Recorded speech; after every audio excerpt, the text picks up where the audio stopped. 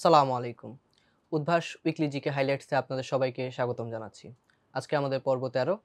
আপনাদের সাথে আছি আমি মোহাম্মদ আসিফুর রহমান এবং আমাদের সাথে আজকে অতিথি হিসেবে আছেন আমি মোহাম্মদ জহুরুল ইসলাম ৪৩তম বিসিএস শিক্ষা ক্যাডারের সুপারিশপ্রাপ্ত। ভাই আপনার মূল্যবান সময়ের জন্য আপনাকে ধন্যবাদ জানাচ্ছি। আপনাকেও ধন্যবাদ, আপনার দর্শক শ্রোতাকেও ধন্যবাদ। ভাই আমরা সরাসরি যদি আলোচনায় চলে যাই, প্রথমেই আমরা দেখব জাতীয় বিষয়াবলী।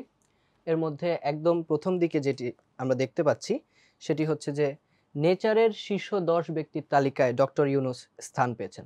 তো আমরা দেখছি গত কয়েক মাস ধরেই এই জিনিসটা দেখা যাচ্ছে বিভিন্ন সমীক্ষার মধ্যে ডক্টর ইউনূসের নাম আসছে। তো নেচারের এই যে শীর্ষ ১০ ব্যক্তির তালিকায় উনি স্থান পেলেন, এটা যদি আমাদের জন্য একটু ব্যাখ্যা করে দিতেন আচ্ছা, আপনি। নেচার হচ্ছে একটা বিজ্ঞান সাময়িকী যেটা ১৮৬৯ সাল থেকে ধারাবাহিকভাবে প্রকাশ হচ্ছে।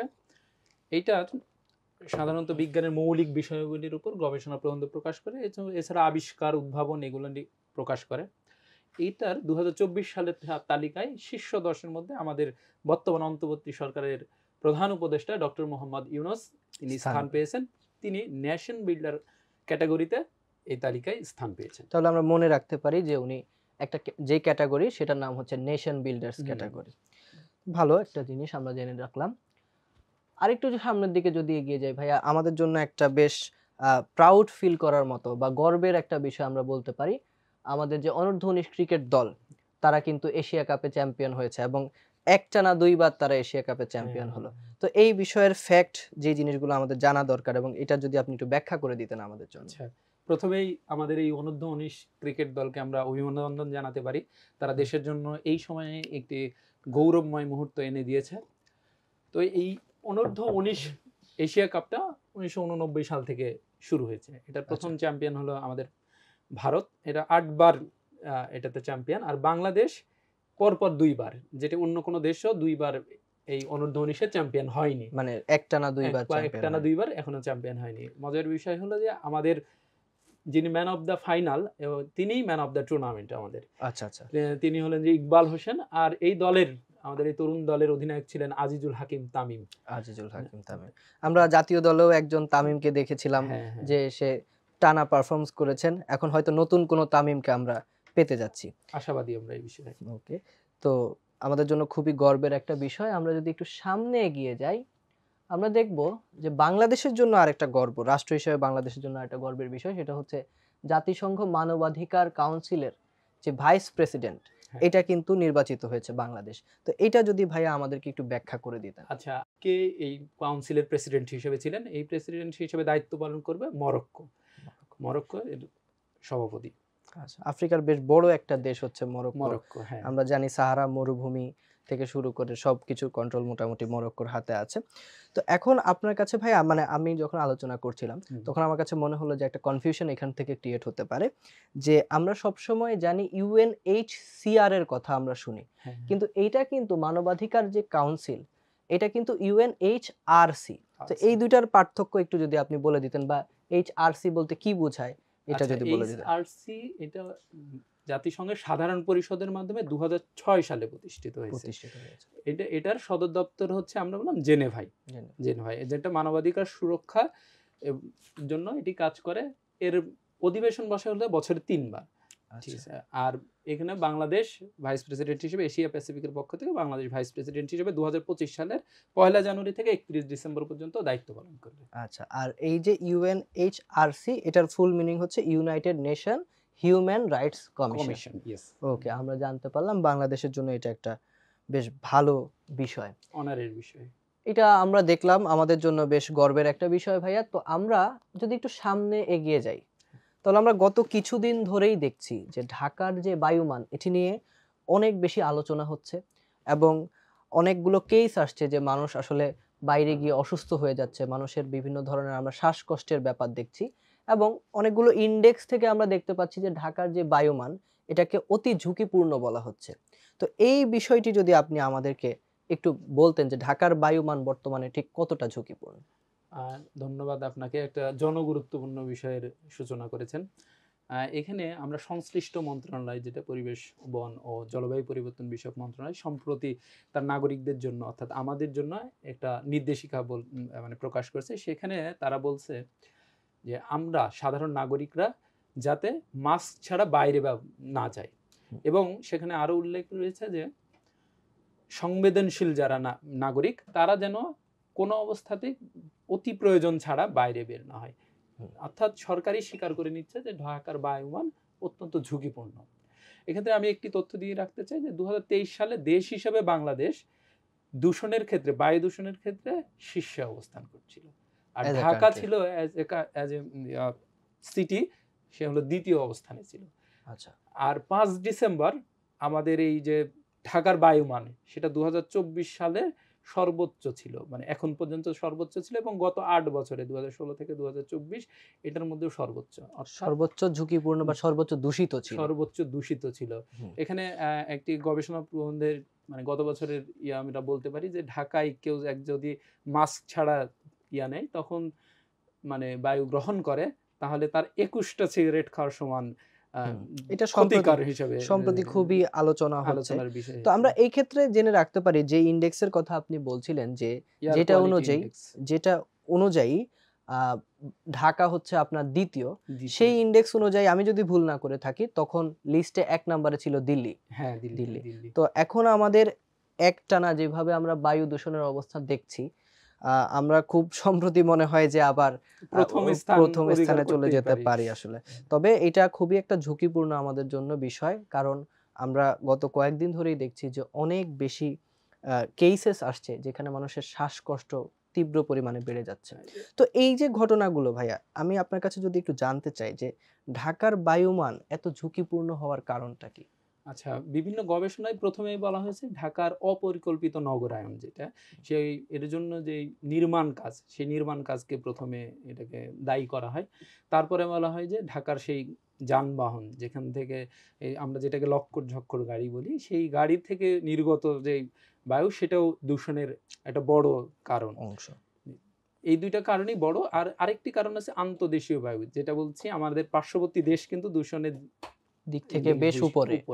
তো সেখান থেকেও বায়ু হচ্ছে এই সময়তে শীতকালে আমাদের দিকে আসে, এটাও দূষণের একটা অন্যতম কারণ। অর্থাৎ শুধুমাত্র না, আমাদের যে কনস্ট্রাকশন হচ্ছে সেগুলোর তো একটা দায় আছেই, আমাদের রাস্তায় যে ডিজেল ফুয়েল বার্ন হচ্ছে সেটার একটা দায় আছে, কিন্তু এর মাধ্যমে আবার আরেকটা জিনিস আমরা ফোকাস করতে হবে, সেটা হচ্ছে যে এই অঞ্চলটা রিজিওনাল ভাবে অন্যান্য দেশের যে বায়ু দূষণ সেটার ভোগান্তিও কিন্তু ঢাকার মানুষ আমরা কিন্তু নিতে হচ্ছে। হ্যাঁ, কেননা আমাদের হচ্ছে মনে করে দিতে চাই, বাংলাদেশ প্রথম হলেও দ্বিতীয় তৃতীয় হলো যে আমাদেরই প্রতিবেশী দুই দেশ ভারত পাকিস্তান।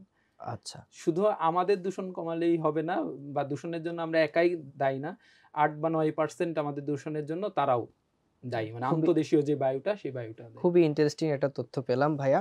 তো আমরা একটু যদি এবার সামনে এগিয়ে যাই, খুবই বড় একটা পরিবর্তন, এবং আমরা জানি ভর্তি পরীক্ষা এবং প্রতিযোগিতামূলক যে পরীক্ষাগুলো থাকে সেগুলোর জন্য এই পরিবর্তনগুলো খুব গুরুত্বপূর্ণ হয়।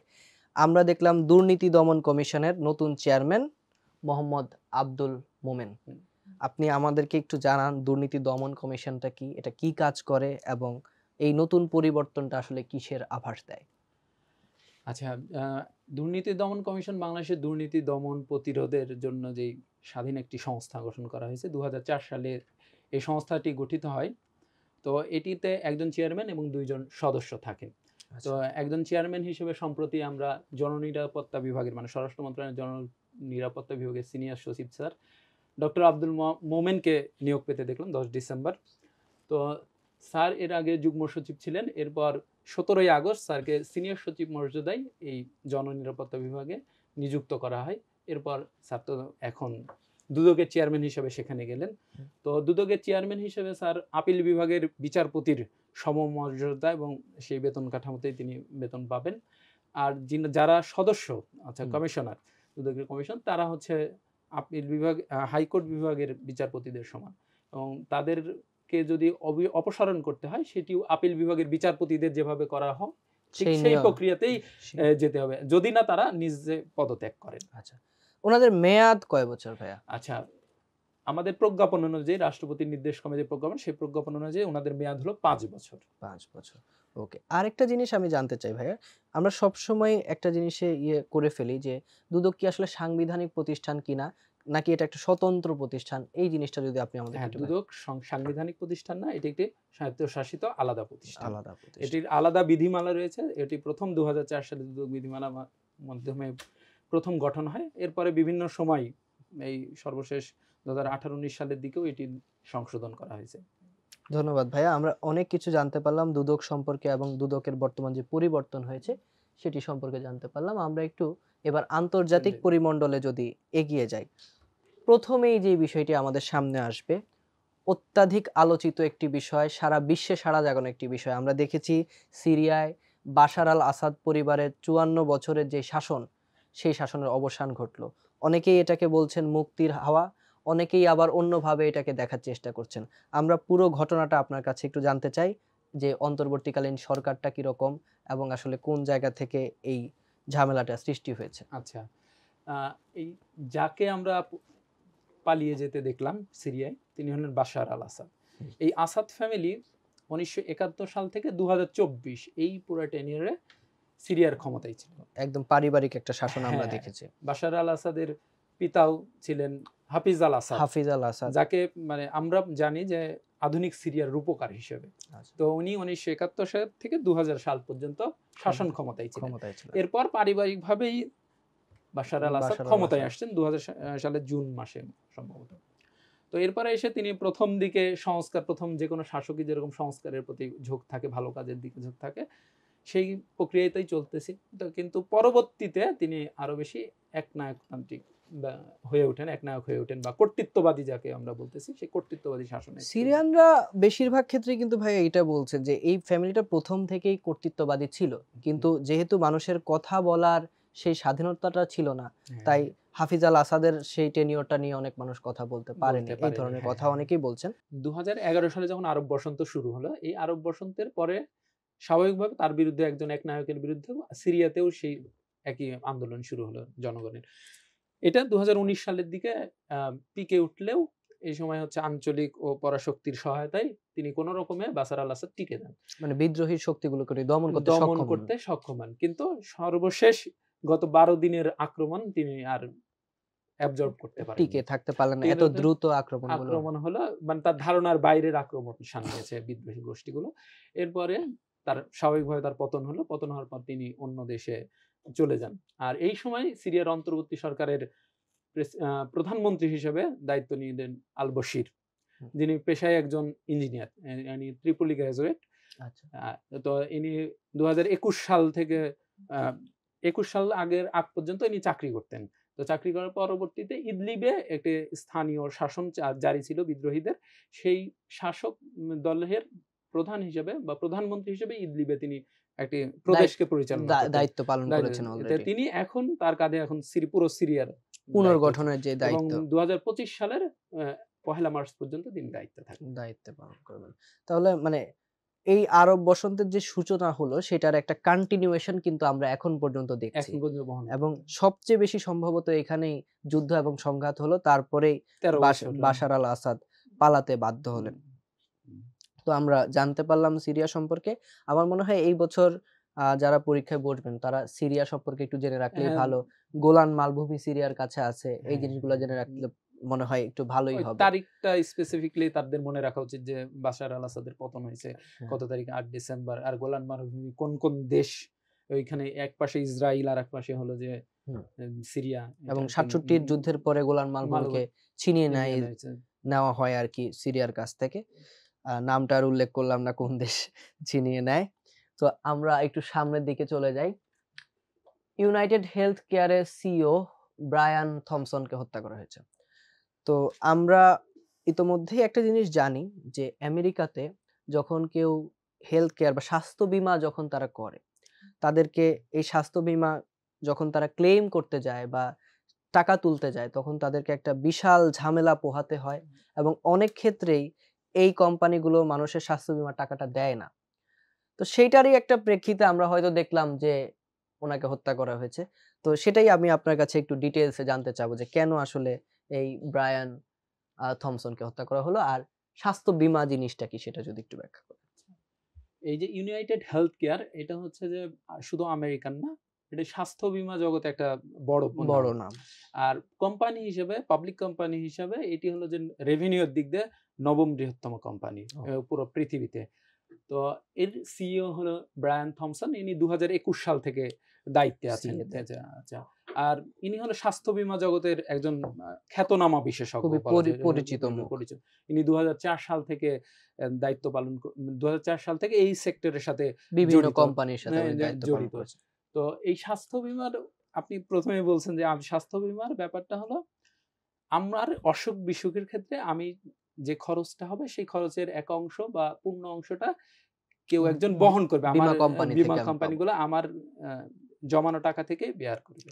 তো সেই জায়গা থেকে মানে আপনি যেটা বললেন সেটা এখনো প্রমাণিত না, কিন্তু ধারণা করা হচ্ছে যে এরকম একটি ক্ষোভ থেকেই ব্রায়ান থমসনকে গুলি করা হয়েছে। তিনি একটা বিনিয়োগ সম্মেলনে অংশগ্রহণ করতে নিউ ইয়র্কে ছিলেন। ভোরবেলা তাকে তার হোটেলের সামনে হত্যা করা হয়েছে। আচ্ছা, এখানে মনে হয় আমরা কিছু টেকনিক্যাল ওয়ার্ড জেনে রাখতে পারি। সেটা হচ্ছে এই স্বাস্থ্য বীমার জন্য মানুষ প্রতি মাসে যেই বা এককালীন যে টাকাটা দেয় বাৎসরিক, সেটাকে কিন্তু প্রিমিয়াম বলা হয়। বলা হয়। সেটা আমরা জেনে রাখতে পারি। আরেকটা জিনিস, যদিও এটা আন্তর্জাতিক তথ্য, তারপরেও আমার কাছে মনে হয় এই তথ্যগুলো কাজে লাগতে পারে। বাংলাদেশে ১ম গ্রামীণ স্বাস্থ্য বীমা চালু করেন ডক্টর জাফরুল্লাহ চৌধুরী, গণস্বাস্থ্য কেন্দ্রের গণস্বাস্থ্য কেন্দ্রের প্রতিষ্ঠাতা। প্রতিষ্ঠাতা, এবং গণস্বাস্থ্য কেন্দ্রের আন্ডারেই উনি ১৯৮২ সালে এই গ্রামীণ যেই স্বাস্থ্য বীমা এটা চালু করেন আরকি। আমি ডক্টর জাফরুল্লাহ চৌধুরী সম্পর্কে একটা তথ্য আপনাকে জানিয়ে রাখতে চাই। বাংলাদেশের প্রথম যে ঔষধ নীতি ১৯৮২ সালে, আমি ৮২ যদি সালে, ভুল হ্যাঁ। না বলি, হ্যাঁ। এটাও কিন্তু তার হাত ধরেই হ্যাঁ, প্রতিষ্ঠা। হ্যাঁ, ১ম ঔষধ নীতি ডক্টর জাফরুল্লাহ চৌধুরীর হাত ধরেই হয়েছে, এবং উনি কিন্তু এই যে গণস্বাস্থ্য কেন্দ্রে মানুষ যেন অল্প টাকায় অল্প টাকায়, হ্যাঁ, যেন চিকিৎসা পায়। সবচেয়ে কম টাকায় ডায়ালিসিস হয় তার হ্যাঁ, এবং এখানে। এইটা যেহেতু আলোচনা হয়ে গেল, আমরা এই তথ্যটাও বলে রাখতে পারি। দক্ষিণ এশিয়ার সবচেয়ে বড় ডায়ালাইসিস সেন্টার কিন্তু গণস্বাস্থ্য কেন্দ্র নগর হসপিটালে আছে। হসপিটাল। তো সেই দিক থেকে চিন্তা করলে বাংলাদেশে কিন্তু স্বাস্থ্য ক্ষেত্রে আমরা দেখেছি অনেক মহান মানুষজনের অবদান আছে, যার কারণে আমাদের স্বাস্থ্য ক্ষেত্র সামনে এগিয়ে যাচ্ছে। তো আমরা একটু আলোচনাটা সামনে আগাই। আমরা দেখতে পাচ্ছি ২০৩৪ বিশ্বকাপের যে স্বাগতিক দেশ হোস্ট, সেটি আসলে নির্ধারিত হয়ে গেছে, এবং সৌদি আরব ২০৩৪ এর ফুটবল বিশ্বকাপ আয়োজন করবে। সো এই বিষয়টা নিয়ে যদি ভাই একটু বলেন। আচ্ছা, আমাদের সম্প্রতি ফিফার কংগ্রেসে ভোটাভুটির মাধ্যমে নির্ধারিত হয়েছে। ভোটাভুটি বলতে এখানে একটাই পক্ষ ছিল, জাস্ট হাততালির মাধ্যমে সেটি পাস হয়েছে যে হোস্ট হিসেবে ২০৩৪ বিশ্বকাপে থাকবে সৌদি আরব। এটি মধ্যপ্রাচ্যের দ্বিতীয় দেশ হিসেবে থাকছে। কাতারের পরে এটি দ্বিতীয়, এবং এশিয়ায় এই দেশটি চতুর্থ। আচ্ছা। চতুর্থ দেশ হিসেবে সৌদি আরব বিশ্বকাপ হোস্ট করবে, হোস্ট এবং করবে। এই ২০৩৪ বিশ্বকাপে ৪৮টি দল অংশগ্রহণ করবে। করবে। সৌদিতে কিন্তু আমরা দেখলাম যে একটা ফুটবলের উন্মাদনা কিন্তু সেখানে তৈরি হচ্ছে আসলে। আমরা দেখেছি ক্রিস্টিয়ানো রোনালদো, তারপর নেইমারের মতো যারা বড়, বড় তারকা আছে, তারা কিন্তু এখন সৌদি লিগে খেলতে যাচ্ছে। এবং হ্যাঁ। এইটারই একটা কন্টিনিউয়েশন হিসেবে আমরা বলতে পারি যে সৌদি তার আগ্রহটা প্রকাশ করেছে যে ২০৩৪ যে বিশ্বকাপ, সেটা স্বাগতিক দেশ তারা হবে, এবং এর মাধ্যমে কিন্তু ফুটবলের সাথে তাদের একটা কন্টিনিউয়েশন আমরা দেখতে পাচ্ছি। হ্যাঁ, হ্যাঁ, এটাই। তো তারপর আমরা যদি সামনে এগিয়ে যাই, আমরা দেখব আজকে মোটামুটি আমাদের যত আলোচনা ছিল সেগুলো সংক্ষিপ্ত আকারে আমরা শেষ করে ফেললাম। আজকে আলোচনার আর কোনো আমাদের কিছু বাকি নেই। কিন্তু ভাইয়া, যারা আমাদের যে দর্শক আছেন, যারা দেখছেন, তাদের জন্য যদি আপনার কিছু বলার থাকে। তাদের মানে আমি আসলে বলতে চাই হলো উদ্ভাসেরই এই ইয়ারগুলা, মানে লাইনগুলা, যে বিশ্বাস রেখো বুকের ভেতর, প্রত্যয় অনুভবে, স্বপ্ন জয়ের যুদ্ধে এবার সফল তুমি হবেই। আমি আসলে এটাই বলতে চাই। আর শর্টকাট কোনো ওয়ে নাই সাকসেসের ক্ষেত্রে। প্রত্যেকটা সিঁড়ি ভেঙে ভেঙে তারপরে সাকসেসের সর্বোচ্চ শিখরে উঠতে হবে। এই জন্য পরিশ্রমের কোনো বিকল্প নেই। শুভকামনা সবার জন্য। ধন্যবাদ ভাইয়া। এরই মাধ্যমে আজকে আমাদের আলোচনা এখানে সমাপ্ত হলো। আগামী সপ্তাহে আবার নতুন কোনো আলোচনা নিয়ে একই সময়ে একই অনুষ্ঠানে আপনাদের সাথে আবার দেখা হবে। সে পর্যন্ত সবাই ভালো থাকবেন। আল্লাহ হাফেজ।